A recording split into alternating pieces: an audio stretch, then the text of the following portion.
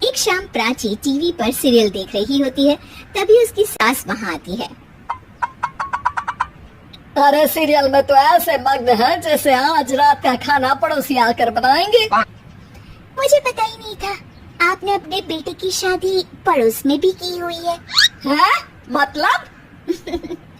मतलब इस घर में सारा काम बहू ही करती है, आप तो सिर्फ खर्राटे मारती हैं। अच्छा जी, फिलहाल तो तुम आराम फरमा रही हो, चलो जाओ, ये मेरे टीवी देखने का समय है। आहा, इसीलिए मुझे भगाया जा रहा है। सॉरी, अब तो बिल्कुल नहीं जाऊंगी। प्राची की इस बात पर दोनों सास बहू के बीच टीवी रिमोट के पीछे बच्चों जैसे छीना झपटी शुरू हो जाती है, जिसके बीच श्लोक भी काम से घर वापस आ जाता है।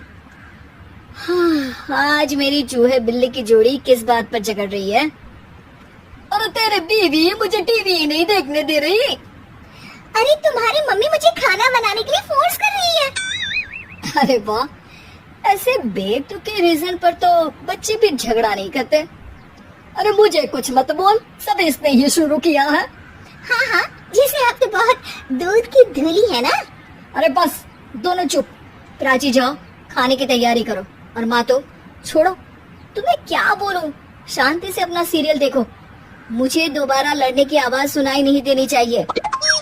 ऐसा बोलकर श्लोक वहाँ से चला जाता है, जिसके पीछे पीछे प्राची भी कुछ न कुछ बड़बड़ाते हुए रसोई में चली जाती है। हाँ हाँ, सासू जी को तो कुछ बोलेंगे ही नहीं, बस मुझ पर ही हुक्म चलता है, खाना बनाओ, जैसे मैं इनके घर में खाना बनाने के लिए आई हूँ। इसी तरह शाम बीतती है और रात को श्लोक और प्राची की सास खाना खाकर सोने चले जाते हैं, लेकिन प्राची गुस्से में कुछ खाए बिना काम में ही लगी रहती है। इस घर में किसी को घंटा फिक्र नहीं पड़ता, मैं खाऊं या भूखी रहूं। प्राची कुछ देर के लिए रसोई से बाहर जाती है और जैसे ही वापस आती है तो वहाँ दूध का भरा ग्लास देखकर हैरान रह जाती है। फिक्र पूरी है, बस दिखाना नहीं है। प्राची दूध पीकर सोने चली जाती है और अगली सुबह एक बार फिर सास बहू का कार्टून नेटवर्क स्टार्ट हो जाता है। ये तुमने ही किया है। अरे अजीब जबरदस्ती है, मैं बोल रही हूँ मैंने कुछ नहीं किया। दोनों ने मिलकर पूरे घर को पागल खाना बनाया हुआ है। यहाँ कोई नॉर्मल इंसान तो रह ही नहीं सकता, इसीलिए अब पड़ोसी क्या रिश्तेदार भी घर आने से कतराते हैं। और सुन बेटे, तू भी चंगा, तेरी माँ भी चंगी, तेरी बीवी भी चंगी, रिश्तेदार। हाँ जी, आपको नहीं पता क्या, गंगाधर ही शक्तिमान है, रिश्तेदार ही। हाँ हाँ, बस समझ गया। कभी जानवरों जैसे लड़ेंगी तो कभी जुगलबंदी करेंगी। भाई मैं आप दोनों के बीच में नहीं फंसना चाहता। सास बहू की इस मनमौजी जोड़ी से परेशान होकर श्लोक अपना सिर खुजलाता वहाँ से चला जाता है। चलो अब मैं भी कीर्तन में जा रही हूँ। इस पर जैसे ही सास कमरे में अपना पर्स लेने जाती है तो वहाँ नाश्ते की प्लेट रखी देख मुस्कुराने लगती है और नाश्ता करके घर से बाहर निकलते हुए कुछ पैसे टेबल पर रख जाती है, जिसके कुछ देर बाद सिलेंडर वाला घर आता है। ओ मुरी मैया, मैं सिलेंडर के बारे में तो बिल्कुल भूल ही गई थी। घर खर्च के सारे पैसे भी मम्मी के पास है और श्लोक से बोला तो उल्टा 4 बात सुनाएंगे। प्राची ये सोच ही रही होती है कि अचानक उसका चेहरा चमक उठता है और वो घर में आकर इधर उधर देखने लगती है। तभी उसकी नजर टेबल पर रखे पैसों पर पड़ती है, जिन्हें वो सिलेंडर वाले को दे देती है। ये सब श्लोक देख लेता है। अच्छा बेटे, इतना बड़ा घोटाला, सबके सामने मैं तेरी दुश्मन और पीठ पीछे तेरी मेरी यारी। इस पर श्लोक एक प्लान बनाता है और शाम को सब एक साथ बैठे होने पर बोलने लगता है।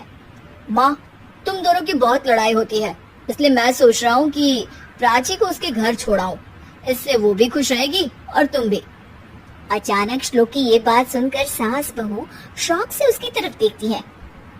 अरे ऐसे कैसे घर छोड़ाओगे, मुझे कहीं नहीं जाना। अरे तुमने बोला नहीं पर मैंने सुन लिया, तुम्हें मम्मी के साथ रहना अच्छा नहीं लगता, मुझे पता है। अरे वो अरे, जब बहू खुद कुछ काम बोले तो वो तुझे सुनता नहीं, और अब जो इसने बोला ही नहीं वो तू समझ गया। जब उसे नहीं जाना तो फिर जबरदस्ती क्यों कर रहा है?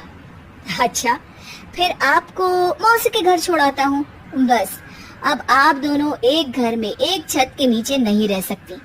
मैं इस टॉम एंड जेरी की जोड़ी को और नहीं झेल सकता। हैं? ऐसे कैसे नहीं रह सकते? तुम्हें इतनी दिक्कत है तो तुम्हारा बोरिया बिस्तर पैक कर देती हूँ, लेकिन मम्मी जी कहीं नहीं जाएंगी।